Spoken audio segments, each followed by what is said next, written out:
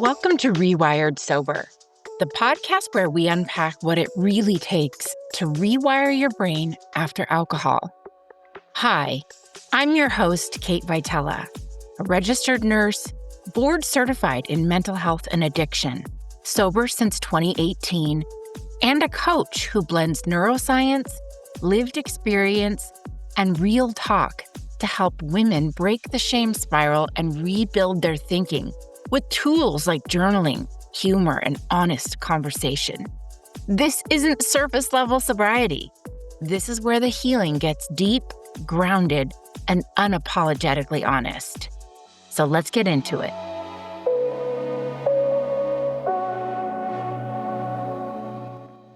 Welcome back, everyone, to Rewired Sober.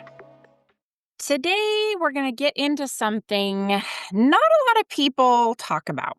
What happens when we get sober and we realize the life we were building wasn't exactly what we wanted or needed to be fulfilled. And I think it's important to say here, one of the wildest parts of sobriety is that it doesn't just give us clarity, it gives us the capacity. So we're going to dive into the subject of divorce and really highlight the capacity to feel our feelings, to sit with discomfort, and to make decisions from a regulated place instead of a reactive one. Because when we're drinking, even casually, our nervous systems are constantly bouncing between numbed out and totally jacked up. So oftentimes we're not really choosing, we're just coping. But in sobriety, after some time, you get this terrifying yet beautiful reality check. And so I'm bringing on an important guest today to talk about divorce and to talk about the ways that she's navigated coming to this reckoning, especially in her relationship. So we're welcoming in Kathryn Sabella. She is a divorced mother of two girls, living an alcohol-free life since September 26, 2019. Kathryn works a 12-step recovery program, but also frequents several online sober communities and is one of the leaders of the Sober Mom Collective, an online space designed by moms for moms navigating sobriety. Based on her lived experience, she is most passionate about helping women navigate relationship changes in sobriety, including, divorce, the big D. Welcome, Kathryn. Thank you, Kate. It's so good to be here. Thank you for inviting me. It's great to see you again. Yes, and I could certainly rattle on about your experience and your resume, but in this episode, I think talking about your lived experience and the ways that you've gained clarity around it, I think it's so helpful for other women to hear this, and for anybody getting sober, men or women, but particularly, I think this lens toward womaning and what it's like as a female. So I was hoping that you would kind of tell us a bit about your story and kind of what led you to the place that you are in now. Yeah, sure thing. I mean, so much to cover, but just bouncing off what you just said, when I talk about my recovery, which will be almost 6 years, I think about everything I've learned about this intersection and this, what I think is a unique intersection of womanhood, motherhood, and alcohol in this country, particularly, and those experiences. So grateful to be here to share some of those experiences with you all. So yeah, I grew up, I'm not going to get into too much, but I did grow up in an alcoholic household where my father and mother were both big drinkers and then eventually got sober. And I think there are some tendencies there as an adult child of an alcoholic, but I think more than anything, I was determined to show the world that I could drink. Hold my beer. I'll show you how to do it. And so alcohol quickly became a big part of my life in high school and college and a big part of my identity. I've looked at this from a lot of different angles: insecurity, low levels of self-worth, all of those kind of factors of awkward teenage years and alcohol just making me feel a little more content and comfortable in my own body and confident, that false sense of confidence. And so I was always a big drinker and I drank more than my friends. And I think it was always quite different. And fast forward to adulting, which I brought in again, like, let's party. Let's keep the drinks flowing. In my early 20s, it was the Sex and City kind of lifestyle. And then I met my now ex-husband, and maybe as a precursor, we met on a big night of drinking, and we were both really, really drunk the night we met. And we formed a relationship in my mid-20s, which um, I'll say was great on paper. He's a very good guy, and, I'm gonna be careful throughout this interview to be sure that I tell my side of the story and not his, but, great guy, good family, came from just a solid place, and I went along with it, like, I just, "Oh, everybody's getting married. Maybe well, let's get married, and let's move in together, and this is what you're doing, and this is what our friends are doing." And I had some doubts, and I quietly drank them away, like I drank everything away, and just kind of kept going through the motions, unfortunately. And not surprisingly, it caught up. Like many clients that you work with, Kate, I consider myself a high functioning kind of drunk and alcoholic on paper. I was doing it all. Had a baby, decided to go get my PhD, had another baby while I was doing that. Navigated some, job changes. Let's buy a new house. Let's do all these things. But in hindsight, I think I was just looking for something to make me feel better. And I had a lot of anxiety and depression, and I didn't believe or have the knowledge that my drinking might be making things worse until after a particularly difficult stretch and continued challenges in my marriage and struggling with parenting young children. I just had this thought in 2019, like, maybe it's the alcohol. Like, maybe it's not the job and the house and the kids. Maybe the alcohol, the thing that I thought was the solution for everything, is the problem. And it was a nagging voice, and I finally just kinda said, "I need to stop." We'll get into this, but I think my 2 motivations, I didn't know if it would be forever. I never made promises to myself.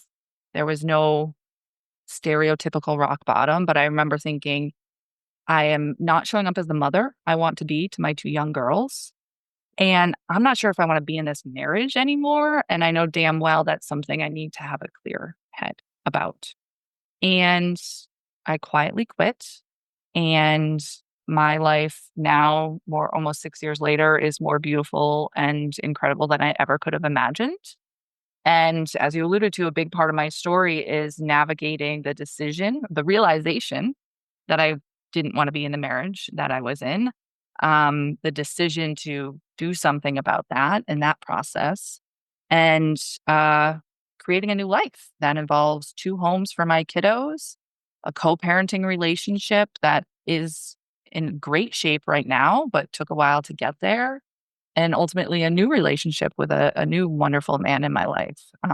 So I'll stop there. I know you have many questions, and incredibly for the listeners, you knew me back then when I was going through some of that. We met in a sober mom space, and that was a big part of my recovery. So, I'll Yeah, I feel like we've sort of grown up together because you're, what, 6 years in and, 6 plus years in, and I'm almost 7. 6. Yeah. Yeah, I'm 7.5 years in, so we're really, we've really kinda grown up on this journey together. You said something, about having some doubts and maybe reservations about getting married, Mhm. and you said you drank the doubt away. Yeah. And I'm gonna ask a coachy question and say, "Please elaborate on that." Oh, you're such a good coach, Kate. Yeah, I think, I as a people pleaser, as a perfectionist, but more so a people pleaser, I think I navigated my life just doing the next quote unquote right thing determined by some other power or authority other than me. And I remember even talking to a friend recently, and we were talking about college. She's like kind of a newer mom friend. And I was telling her where I went to college. I was like, yeah, I really didn't like it that much. And she's like, well, why didn't you transfer?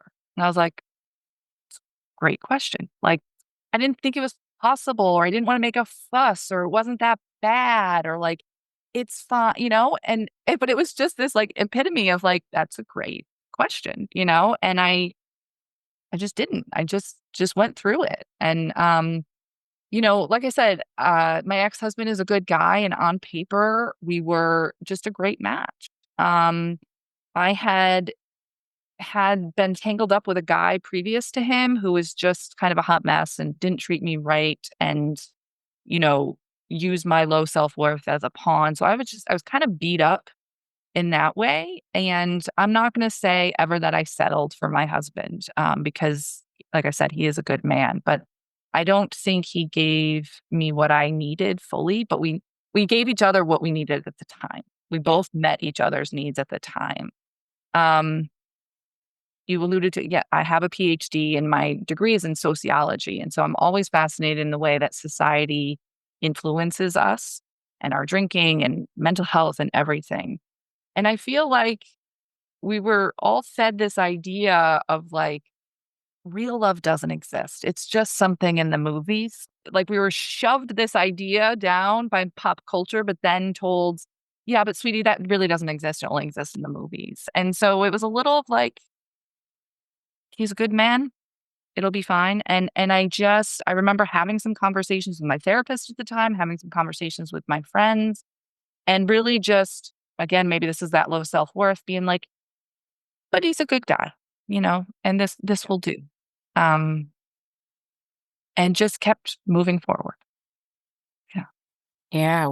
When you were married, did alcohol feel like an escape in your marriage, or what kind of role did it play, for better or worse? What did your drinking look like in your marriage?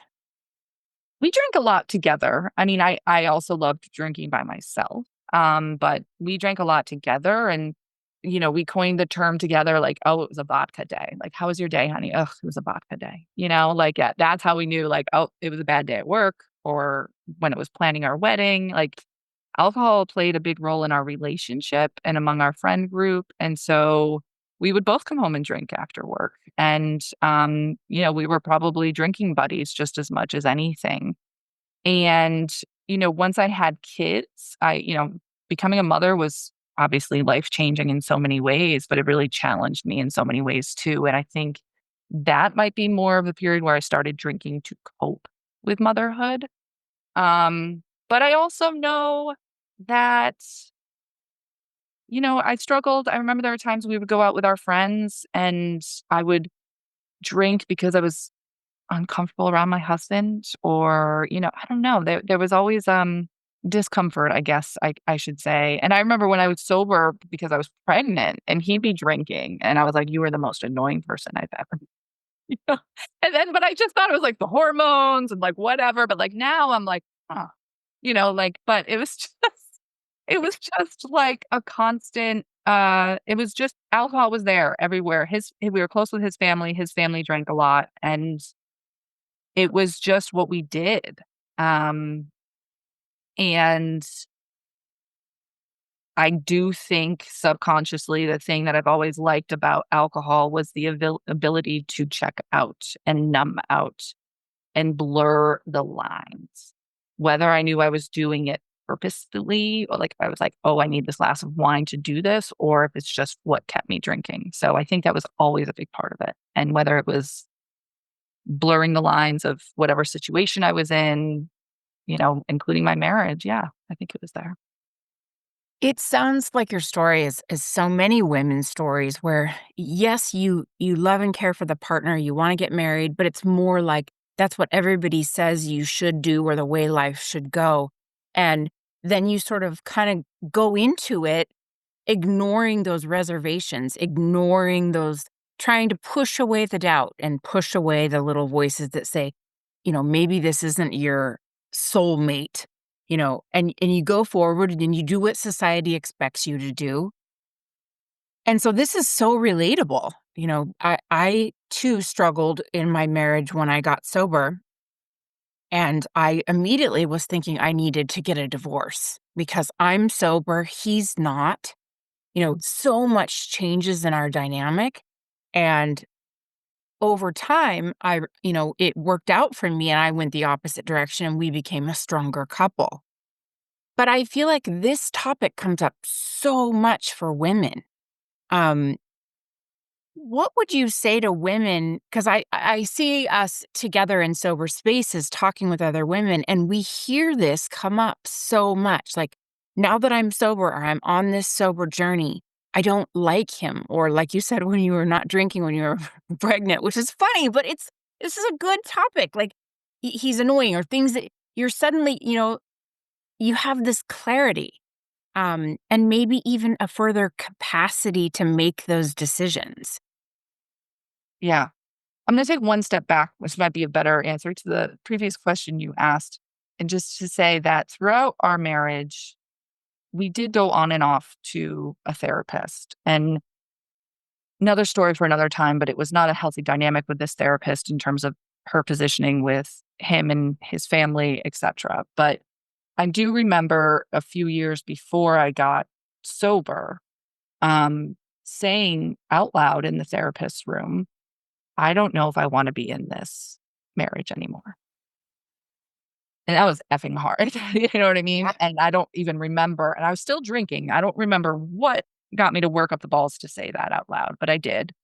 The therapist took it very seriously. She separated us each and like had one-on-one conversations. But I think the first question she asked me is, are you seeing somebody else?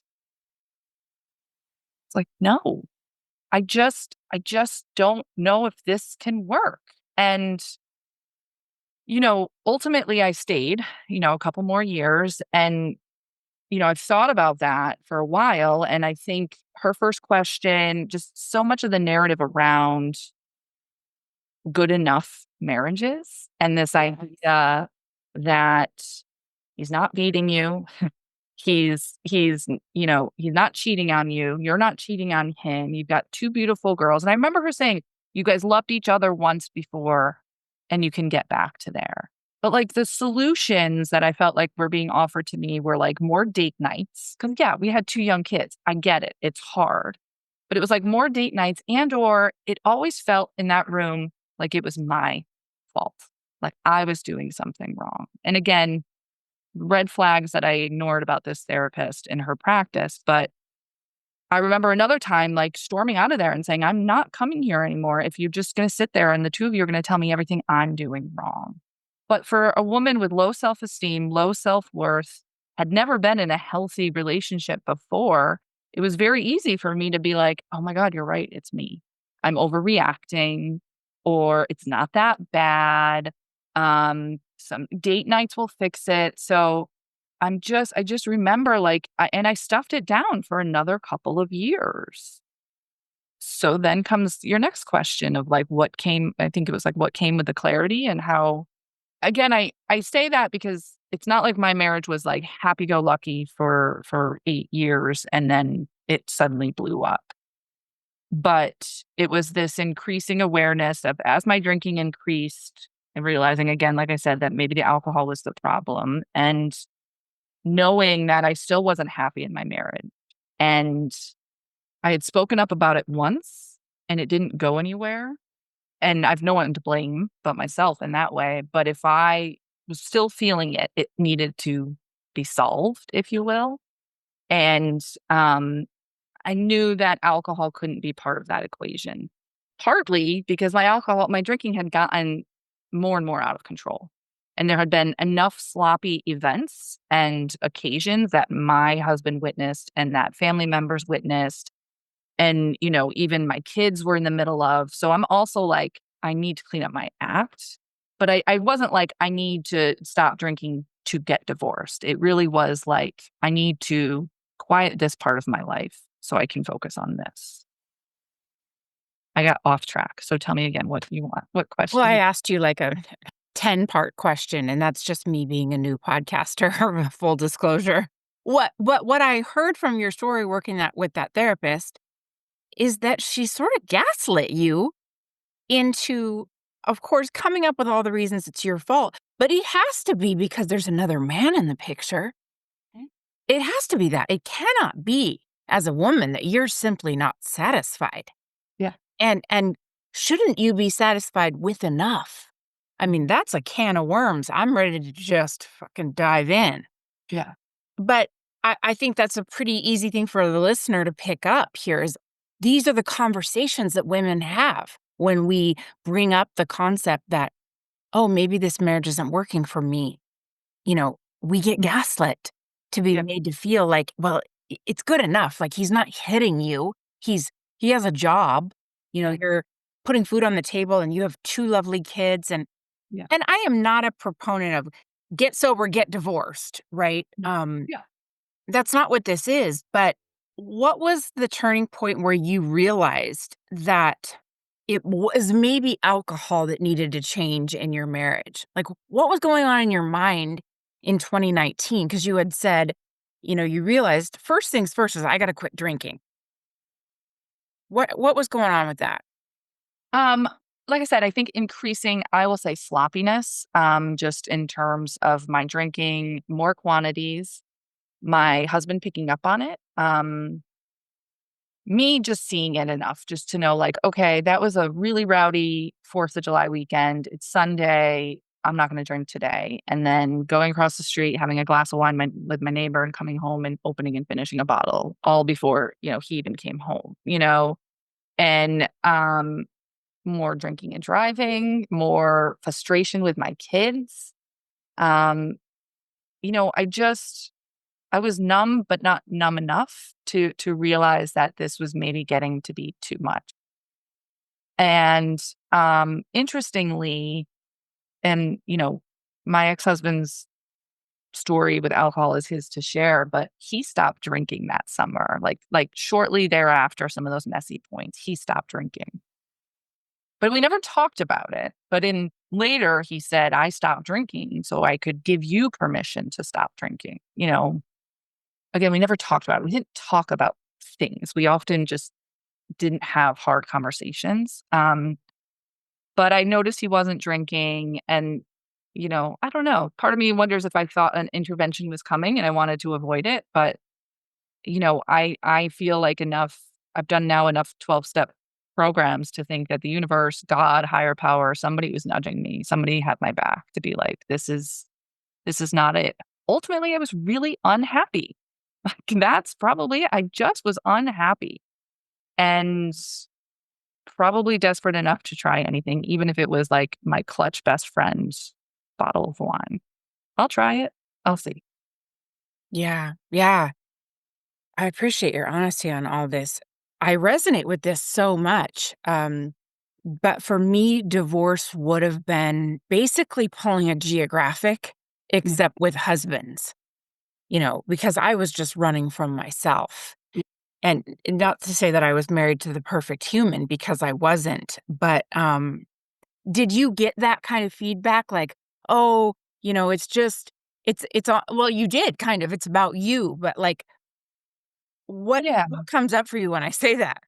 Well, so a few things. Let me shed some light on like that first year of sobriety. So, because September 2019, I stopped drinking, and my intuition came flooding back. You were using the word before we started recording about clarity, and intuition is just what comes up for me. And as I did it by myself, I did not have any program. I do not recommend. And again, I think it's only through some kind of higher power that I was able to do this. But and again, I made no promises to him or anybody. I just was like, I'm going to stop. And I felt good. And increasingly, I felt good.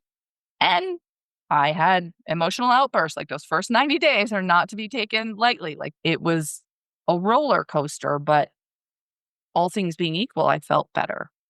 And I swear there was this like voice that I heard one day as I don't even remember what I was doing. I feel like I was like reading in bed or before bed. I don't know. And it was this like, you need to leave him. He's not the one kind of thing. And I'm like, what? Like but it was me. It was my, I don't know. And it was just this like, holy shit kind of moment. And it stuck with me. And now this is early 2020.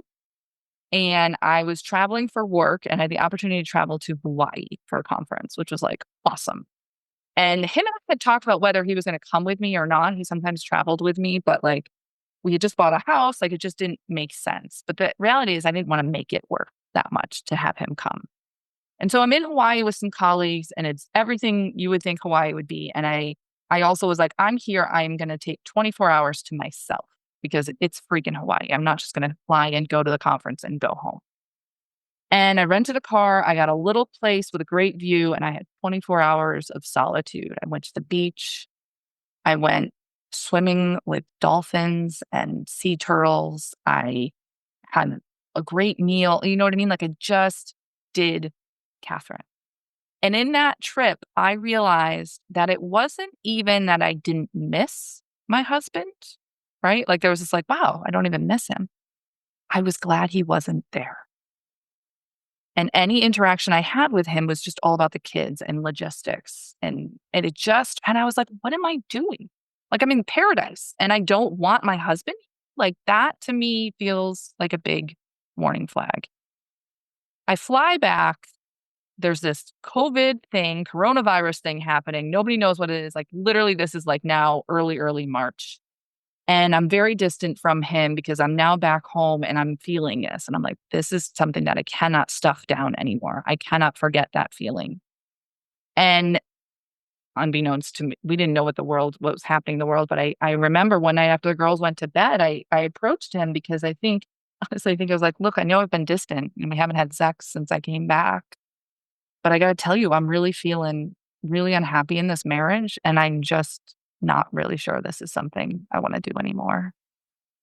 And as you can imagine, that was very hard for him to hear. And I don't, again, drinking Catherine would have never said that.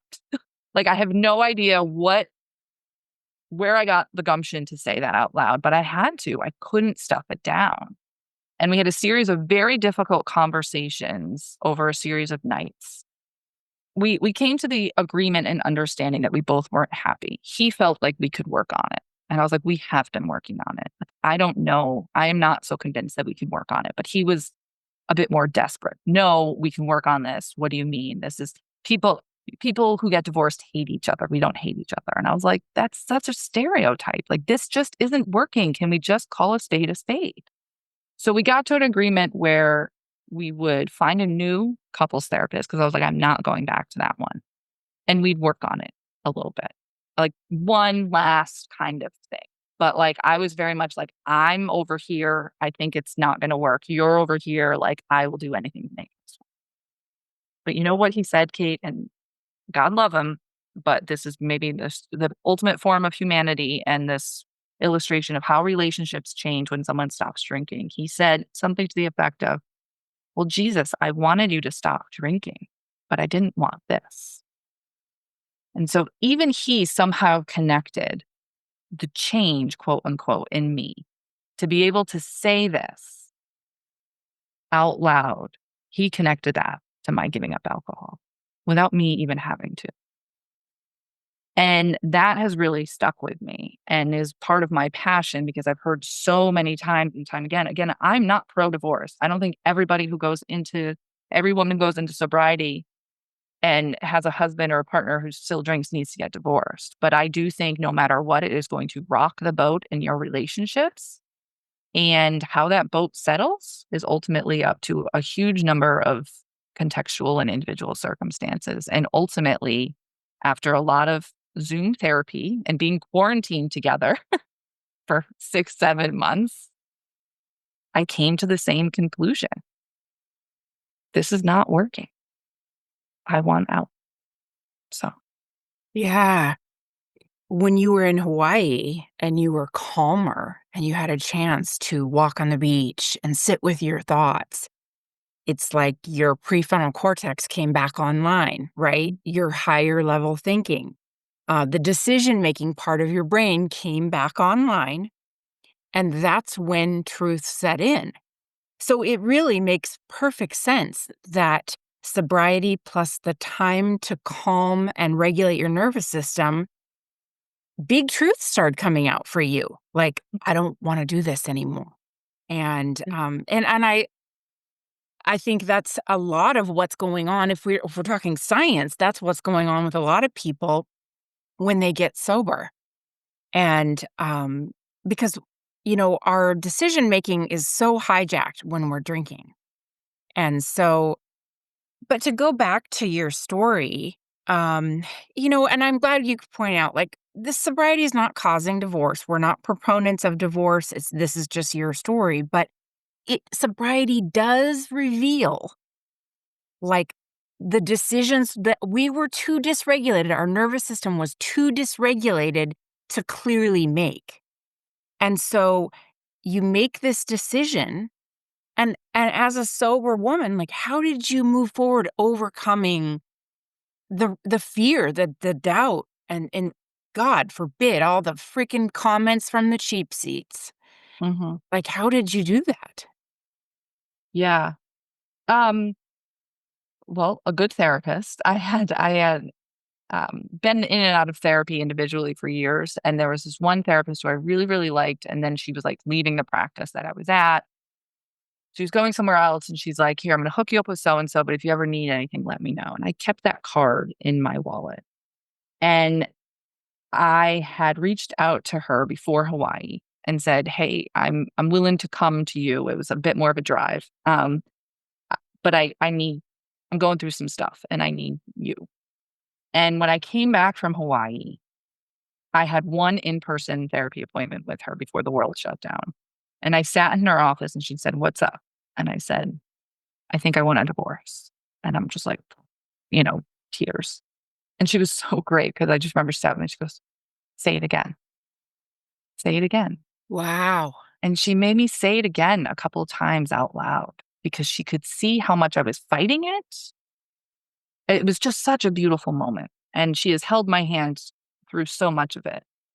And so that summer of 2020, again, the world is shut down. We're quarantining. We're Zooming therapy. I've got, gosh, like a 6-year old, 7-year old, and a 3-year old. Like it's wild.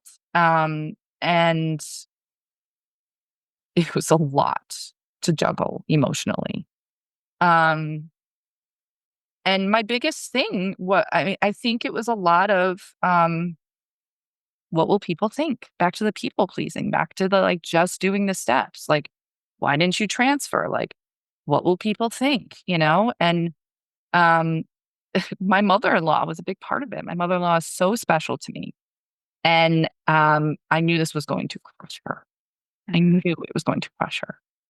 And his family, I'm very close to them. And my girls, oh my God, the girls, like, how do we do this? And um, again, he's not beating me. I remember saying, like, it'd be easier. I said it to him. It would almost be easier if you were hitting me or cheating on me. Could you do that, please? Because that would be easier. This story that this marriage is just not good enough is not enough to hold up in the court of public opinion. And it was just through conversations with my therapist and again that intuition, that knowing.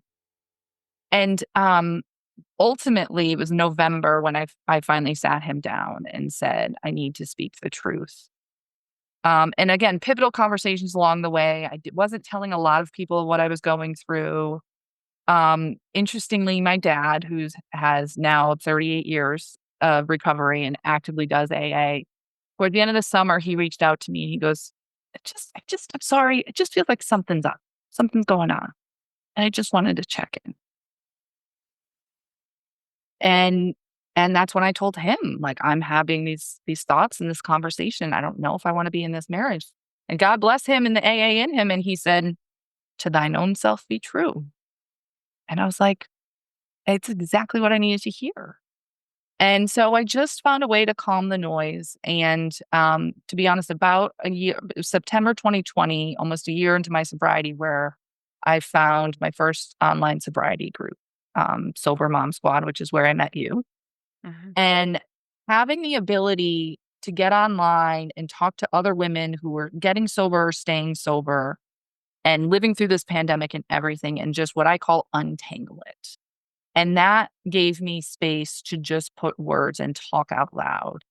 And we don't give advice, we just listen. And I just remember one of those, it was like a Sunday morning meeting with one of our faves, right? We used to call it church. And I just was like untangling what I knew to be true, but I can't do it, and this and that and this and that. And at the end, the host said, I think you do know what you need to do. Like, and it wasn't that I needed her permission or anybody else's permission. I just needed to hear my voice back to me. And 2 days later, I sat my husband down and said, I can't do this. Um, I think it really comes down to alignment and back to the numbing. And you asked a question about like, what does it mean that I was numbing this, during the relationship?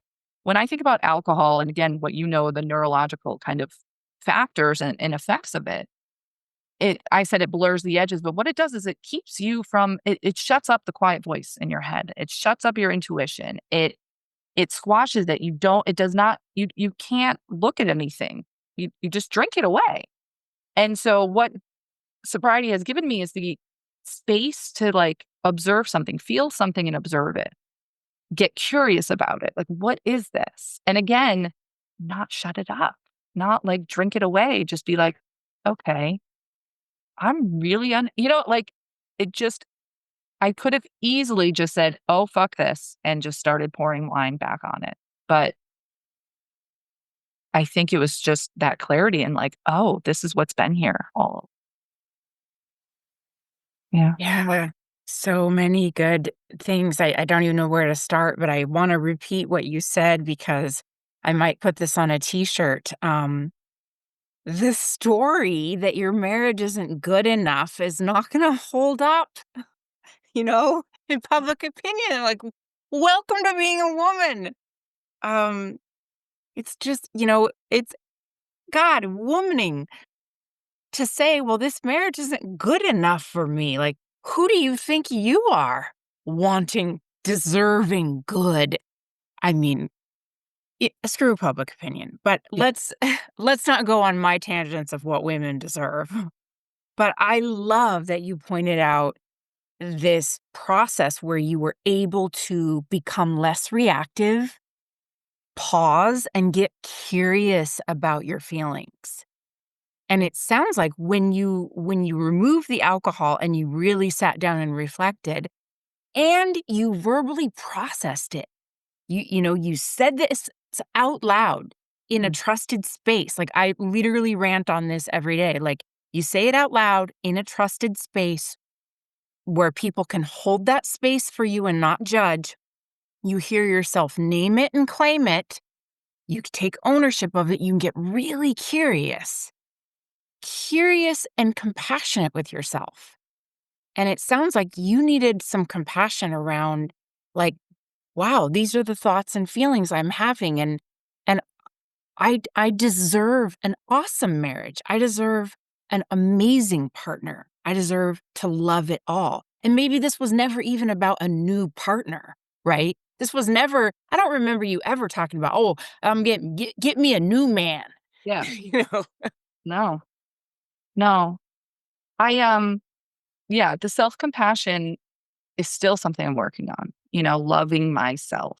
And I had no self-compassion. And again, with my therapist is always reflecting like things I say. And like she'll say it back to me and be like, do you hear yourself? I think giving up alcohol was the first act of loving myself that I maybe had ever done. mic drop. It Mantra. I just, yes, like 1,000 fucking times. And then once you do it, it's like that little muscle, and then you start doing it more, right? And it's like Will you say that again? Giving up alcohol? giving up alcohol was probably the first real act of self-love I had ever done. Like, Yeah. radical self-love. Radical self-love. Like, I And then love you do myself it, enough. you love yourself enough to see what's on the other side, you know? And then you continue to make little decisions out of self-love. We've heard Kate in the rooms, things like just do the next best thing, which I love. Um, but one of our mutual dear friends who you had on the podcast recently, Kathryn Ruby Just, Yay. re- taught me what's the next most loving thing you can do for yourself. And that's what I try to practice when I can. Um, Even in my day, like I'm stressed, I got this, I got that. What's the most loving thing I can do for myself?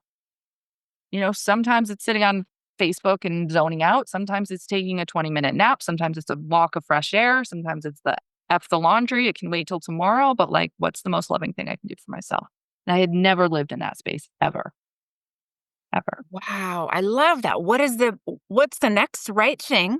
Yeah. And then what's the next most loving thing I can do for myself? Like, that's a question I haven't asked myself in a while. Well, because actually now I'm just realizing the next right thing was right to everybody else. What's the next right thing? You move in with your boyfriend.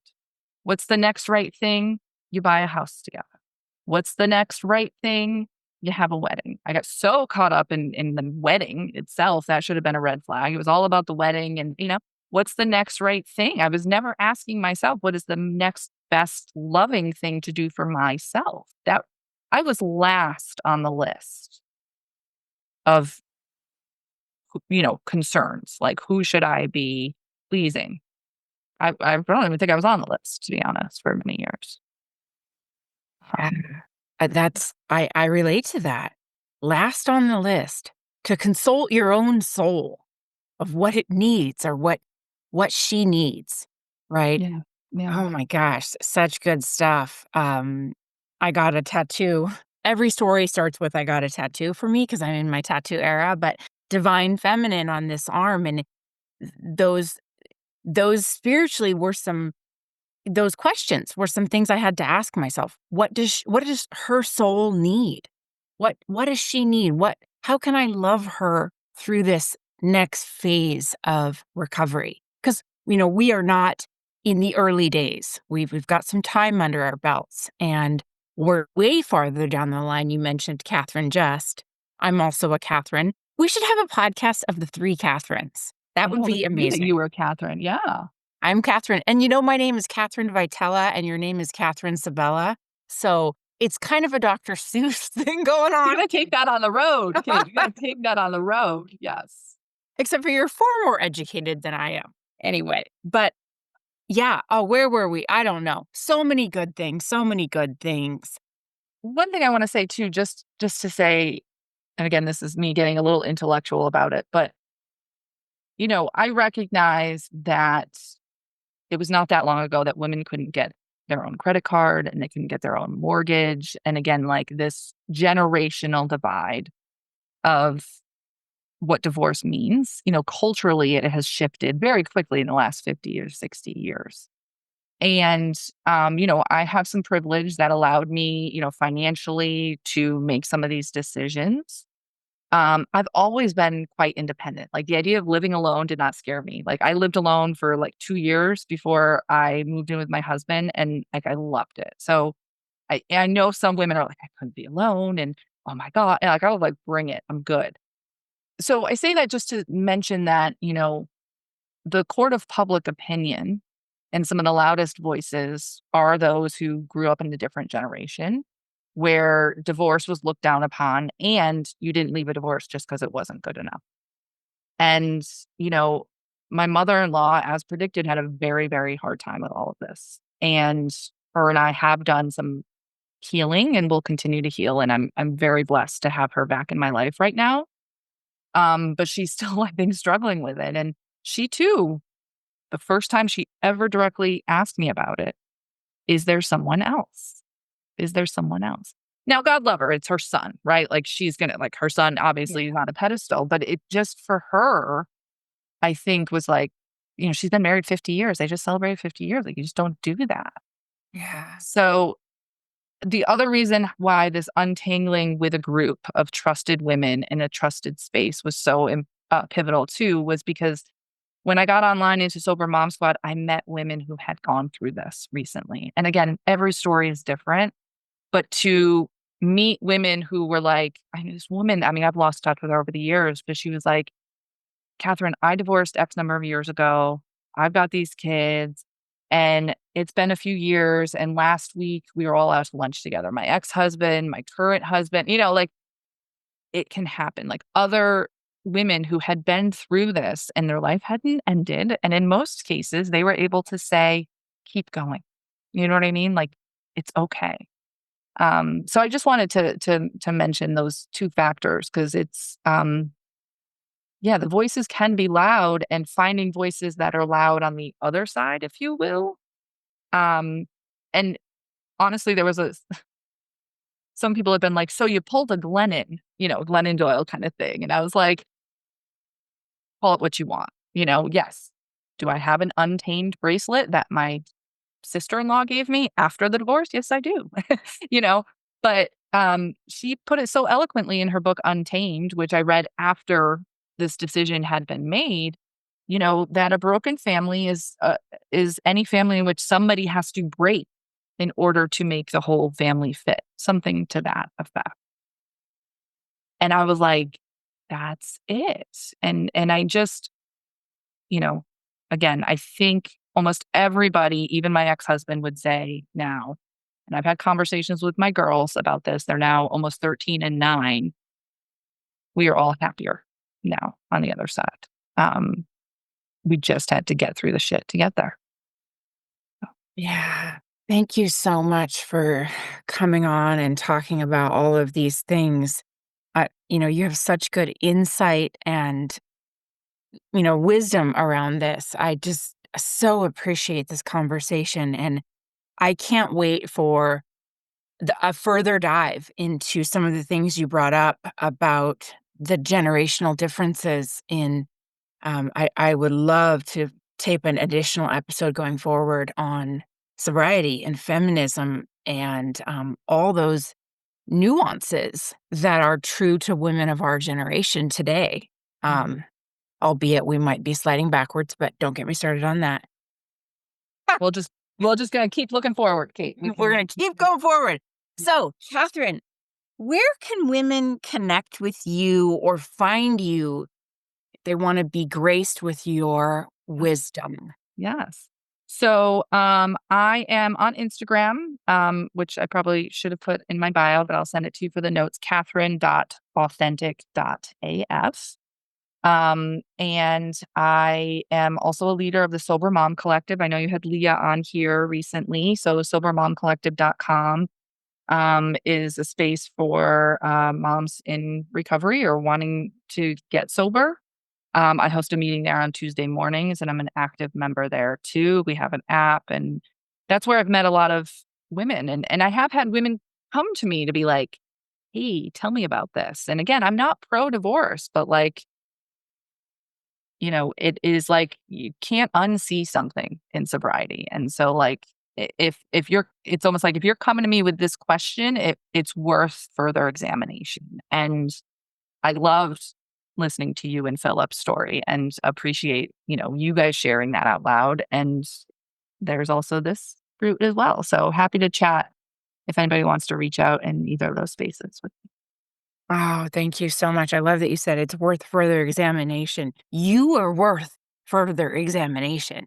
Your happiness is worth every bit of examination to get to the place where you are free. Yeah. Ah, what a great episode. Thank you so much, everyone, for joining us. This has been amazing. I hope there were good takeaways from both of us here. So thank you, Kathryn. Thank you. Thanks for tuning in to Rewired Sober. You can find me on my Instagram at Rewired Sober, where there are links to catch up with me and all the things I'm working on in my coaching business, or the link tree to my business directly will be in the show notes. I so appreciate you joining me on this journey, and I welcome any feedback or any topics you want to hear about, things that you're struggling with or interested in. I love you all so very much, and I'm just so enjoying doing this with you.